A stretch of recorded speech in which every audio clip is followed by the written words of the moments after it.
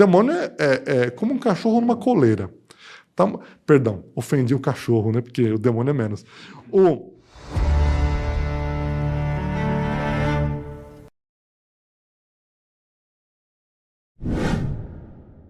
Uma tentação contra a castidade, o demônio normalmente começa com a imaginação.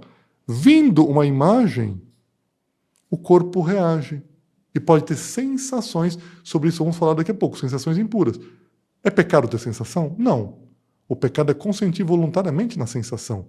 Porque se o demônio tivesse capacidade de entrar e colocou uma imagem é pecado, uma sensação é pecado, calma, virou onipotente agora, pode tudo? O demônio é como um cachorro numa coleira. Tá? Perdão, ofendi o cachorro, né? Porque o demônio é menos.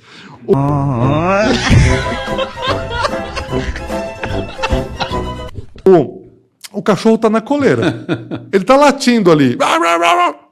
Tá bom. Tá mordendo? Não. Se eu colocar a mão, morde, né? Então eu não posso ser tonto. Uma mulher não pode ser tonta. Não coloca a mão perto do demônio que ele morde. Então, se o demônio latiu, deixa latindo. Despreza. O que mais diminui a tentação contra a castidade é desprezar a tentação. Ah, mas mais isso aqui. Um copo de água. Olha, São Felipe Neri diz que em matéria de castidade vence quem é covarde. Quem foge? Os poltrões. Porque a única qualidade de um covarde, alguém, é saber fugir. Entendeu? Não. Sai correndo. Não converse com a tentação. Em matéria de fé, ensina a Igreja Católica. Em matéria de castidade, eu não discuto com as tentações. Uma tentação de preguiça, eu discuto. Sai daqui, pulo da cama, não vou ficar deitado.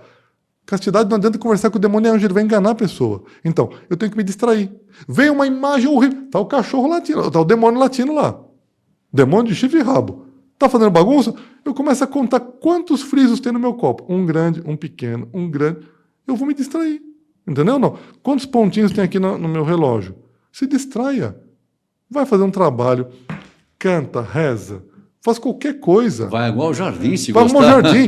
Olha, pega uma vassoura e começa a cantar com a vassoura. Estão achando que eu sou uma louca, estão achando que eu sou um louco. Tá bom, pensem o que quiserem. A consideração alheia não vai mudar o meu céu. Como diz a imitação de Cristo, se falarem bem de ti, não serás melhor. Se falarem mal de ti, não serás pior. És o que és diante de Deus. Então, quando vem a tentação contra a castidade, voltemos a Santa Catarina.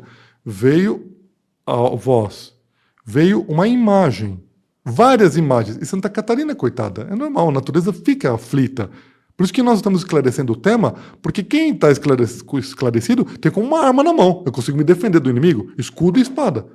Senão o demônio vai me enganar, caiu nada, vai falar com outro, não comigo. Não, falar com outro não vai falar com ninguém, vai para o inferno, né? Entende ou não?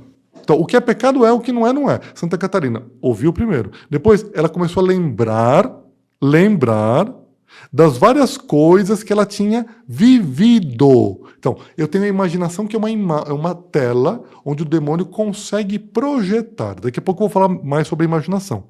É um preâmbulo ainda sobre a imaginação. Ele consegue projetar. Eu não consigo apagar, mas ele consegue colocar enquanto anjo. O que ele projeta? Muitas vezes ele projeta coisas que eu tenho na memória. A memória é como se fosse uma caixa de dados.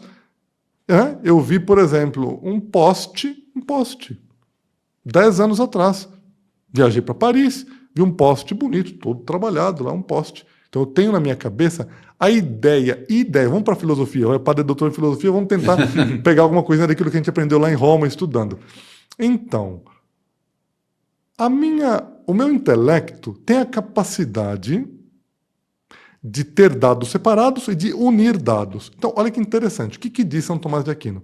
São Tomás de Aquino, no período escolástico, que é aquela doutrina toda, período que na Idade Média se dizia esse período escolástico. Tivemos um podcast então, com o padre Felipe Ramos. Já conhecido, então. No período escolástico, São Tomás ele se baseou muito no realismo aristotélico. Nós tínhamos, na filosofia antiga, voltando lá para a Grécia, nós temos duas escolas muito marcadas, a escola platônica e a escola aristotélica, o realismo aristotélico. Platão parte do mundo das ideias, o demiurgo, aquele assunto todo, ele vai descendo dos seres ideais, vai descendo a composição das coisas na Terra. Santo Agostinho se utiliza muito disso. E São Tomás se utiliza também, cita muito Platão e Aristóteles. Alguns dizem que são contrários. Não, ele cita os dois. Cita muito mais Aristóteles. Aristóteles ele parte da realidade, por isso realismo, ele sobe para a exemplaridade, para as ideias que são formadas. Então, o que acontece?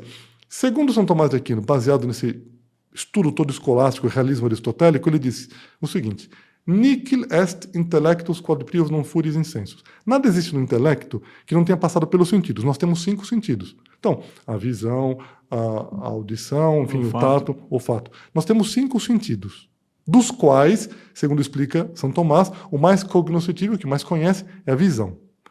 Nós temos os 5 sentidos. Quando eu tenho contato com alguma coisa, com um copo, por exemplo, eu vejo esse copo, o copo não entra na minha cabeça, não fica com uma cabeçona assim, né?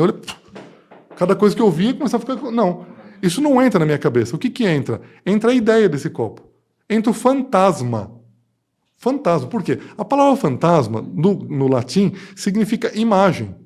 Fantasma. Então, quando eu vejo alguma coisa, eu tive um fantasma. Por isso que a fantasia é o local dos fantasmas, né? Eu vi uma coisa, vem para cá, eu tenho um fantasma aqui na minha cabeça. Eu fiquei com uma ideia. Então, a materialidade, ela ficou de lado. O que eu recebi? Eu recebi, não a materialidade, mas a forma. Eu recebi a ideia que se formou na minha cabeça. Então, a ideia de um copo, a ideia de um poste. Isso vai ficando nessa memória.